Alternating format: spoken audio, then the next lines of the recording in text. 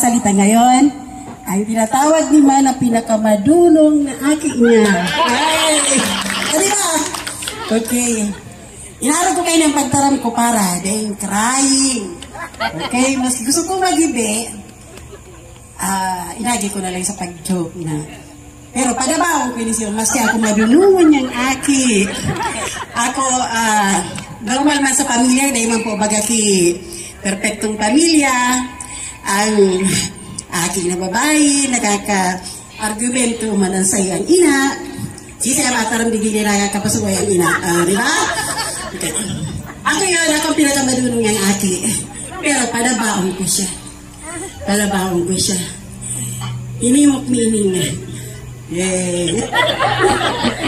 Itinawag nga niya, akong punong abala kainin, maski busy na ko sa tindahan, busy na maray ako, nagkapod ako, so ano dumana, na ganyan-ganyan, so nakikisuyo ako sa pinsan ko, so bakalin dumana ganyan-ganyan.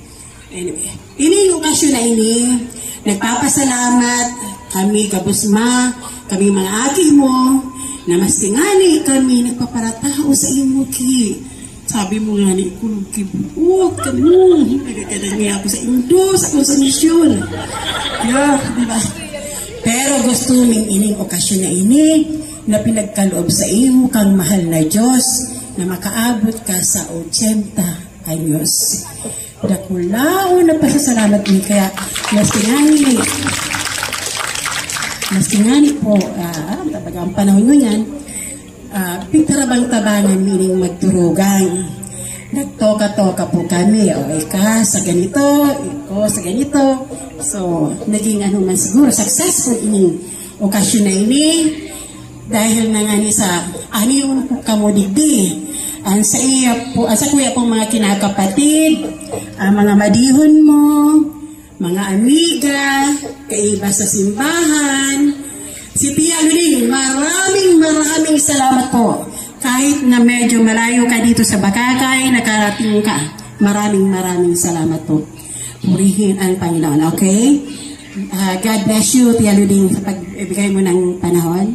Kay Hazel at sa pamilya niya, maraming salamat po. Hindi ito magiging successful. Kasama po kayo sa kapatid niya, tita niya na nandito. Maraming salamat po. Sa iba pang mga kaibigan, mga inaan, lalo na yung inaanak, yun nga, yung mga kinakapatid ko, mga nakasama sa politika, nandito po si ex-mayor Berango, si